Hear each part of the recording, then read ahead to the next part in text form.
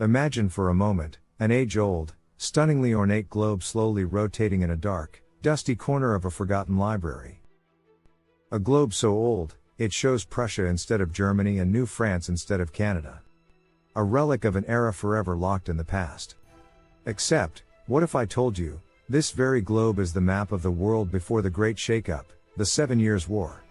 Welcome back to Ages in Motion. Today, we're delving into the gritty aftermath of one of history's most cataclysmic wars, the tale of borders redrawn, nations reborn and powers recast. For those new to the channel, consider this your personal time machine, your passport to the past. A simple gentle push on that subscribe button will do the trick. Now, buckle up.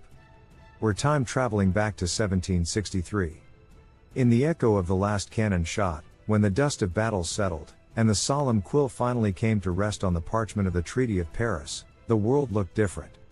It's as if our old globe had undergone cosmetic surgery. It was still recognizably the world, but with a big facelift. The 7 Years' War wasn't simply a war. It was a geopolitical seismic event that shook the continents and islands, redrawing lines, and making cartographers scramble to update their maps. The Treaty of Paris, this monumental historical moment, was a grand event that concluded on the 10th of February, 1763. The treaty, though in essence a handful of pages with an eloquent script, was far from the simple quill strokes and ink blots it appeared to be. No, it was the equivalent of hitting the stop button on the world's most grueling, 7-year-long marathon, a marathon that had left nations breathless, depleted, yet in some cases, bizarrely triumphant. Now, imagine the treaty as the closing credits of an epic blockbuster movie, a grand finale after a whirlwind of action scenes, heart-stopping plot twists, and, dare we say, some rather impressive stunts from our cast of nations. But this wasn't one of those films with a fairy tale ending, a happily ever after written in the stars. This was a tale of losses and gains, a geopolitical roller coaster that had all of humanity clutching the safety bar, their knuckles white, and their eyes wide open. In the high-stakes game of power, politics, and imperial ambition, the dramatic reshuffling of the deck left one nation as the clear standout. And oh, what a rise it was! Britain, that rainy little island off the coast of Europe, emerged from the tumultuous waters of the 7 Years' War like a phoenix rising from the ashes, a bit singed around the edges, perhaps, but indomitable in spirit. Think of the classic hero from a tale of old, battered by the villain, clothes were torn, face smeared with dirt and sweat. Yet, in the climax of the story, the hero, bruised but not broken, finds the strength to rise, to stand tall amidst the smoke and rubble. That was Britain after the 7 Years' War, a veritable Rocky Balboa of the geopolitical arena, flexing its muscles as the final bell rang. With each stroke of the quill on the Treaty of Paris, Britain's profile on the global stage grew larger and bolder. And as the ink dried, it found itself in control of a sprawling empire that would make even the most audacious conquerors blush. This was an empire so vast, it stretched the concept of time, a realm so broad it seemed to exist outside of time itself. Imagine a British citizen of that era, waking up to a frosty dawn in the icy wilderness of Canada in the west. As their day began, their fellow subjects in India were watching a fiery sunset paint the sky above the aromatic, spice-laden shores of the east. A world apart, yet united under the same rule. From the frost-kissed forests of Canada to the sun-bathed plains of India, the British crown held sway. This was an era where the sun, proverbially, never set on the British Empire. This was more than just the expansion of territories. It was the dawn of a new era of British influence, an era marked by the English language, British laws, and, of course, a fondness for tea that would transcend borders and cultures. In the theater of history, Britain had stolen the limelight, commanding the stage with a performance that was nothing short of spectacular. But as any historian worth their salt would remind you, the curtain call was still a long way off. Stay tuned, the next act promises even more intrigue. France, once the dazzling jewel of European majesty, the grand dame that waltzed through the ballrooms of global power with enviable grace, suddenly found itself stumbling. As if tripped up by an invisible thread, France lost its footing in the dance of nations, faltering under the strain of the New World Order. Picture a heartbroken debutante, forcefully bidding adieu to a beloved treasure. That was France, compelled to surrender Canada to Britain. This wasn't just an exchange of territories, it was a heart-wrenching goodbye to a vast, expansive landscape that was quintessentially French. Think of the pain a French monarch would feel, sitting in his palace, a cup of café au lait in hand, digesting the bitter news that his Canadian subjects were now British. It was like watching your favorite croissant being snatched away, leaving only crumbs behind. Next in line was Louisiana, the land of the Mississippi and the bayous, handed over to Spain. Louisiana, once a symbol of New World promise and opportunity, was passed on like a burdensome hand-me-down. The kind of hand-me-down that had seen better days, its glory faded, the shimmering threads of its vibrant culture turning dull. It was a relic of a bygone era, a world that had seemingly lost its sheen and allure. And then, there was the jewel of the East, the precious gem that every European power desired, India.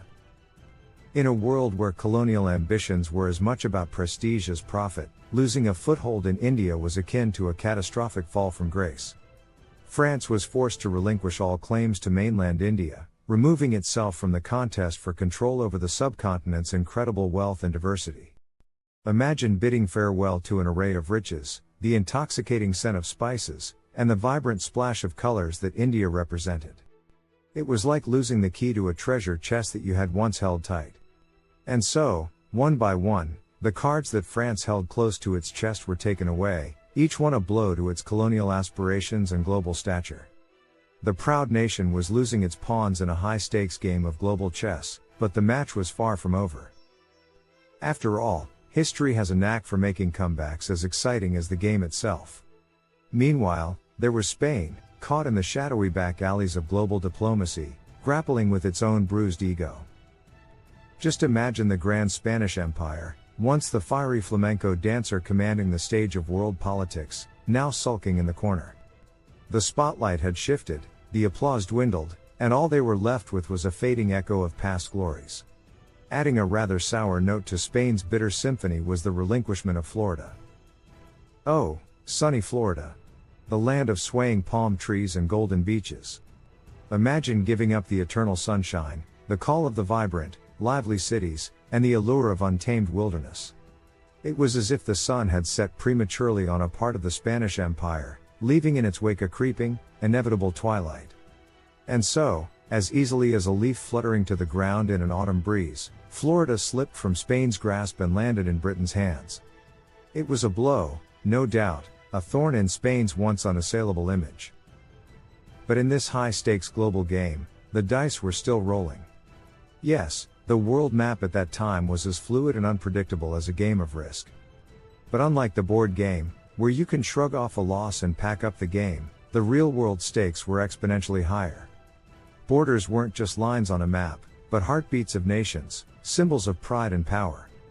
They were shifting, twisting, turning like dancers in a grand geopolitical ballet.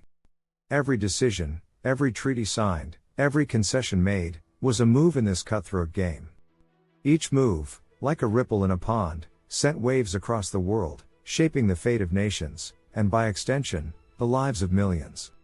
Spain might have lost a piece of the game board in Florida, but the game of nations is never over. In the whirlwind of change, as the music of the 7 Years' War continued to play, the dance floor was still wide open, and the final bow was yet to come.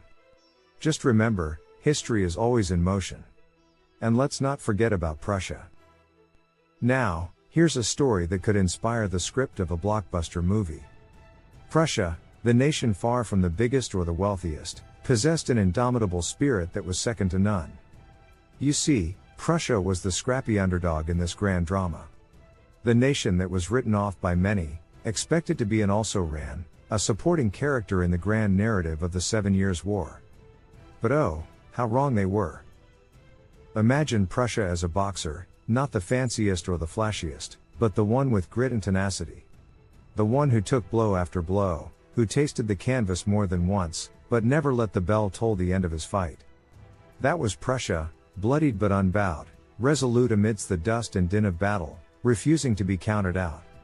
Even as the war raged on, threatening to swallow nations whole, Prussia stood tall. They were battered, indeed, bearing the bruises and scars of a relentless onslaught. Yet, like a tree standing tall against a storm, they weathered the blows and emerged stronger. It was as though every challenge, every setback, served to fortify their resolve. At the helm of this survival tale was none other than Frederick the Great, the strategic genius who turned the tables in Prussia's favor. Picture a seasoned sailor, deftly steering a ship through a tempest. The ship might be leaking, the waves ferocious, and the wind a merciless adversary, but the captain remained steadfast. That was Frederick, the steady hand guiding Prussia's destiny amidst the storm of war. The Prussian ship was indeed leaking, but it hadn't sunk. Its sails may have been torn, but they were still flying high. Its hull may have been battered, but it was still afloat. And this feat was a testament to not just the strategic acumen of Frederick the Great, but also the grit and determination of the Prussian people. You see, history is filled with grand empires and powerful nations, but it is the story of the underdog, the story of survival against all odds, that truly captures our imagination. Now, let's pivot to a trio of nations that certainly added more than just a pinch of spice to this grand geopolitical stew: Austria, Russia, and Sweden. Each jostled and elbowed their way on this chaotic dance floor, their steps, be they missteps or perfectly timed pirouettes, leaving lasting impressions on the dance of the 7 Years' War. First, let's set our sights on Austria. Picture Austria as the seasoned prima ballerina, accustomed to the limelight's adoring glow, her movements traditionally echoing through the grand amphitheater of European power.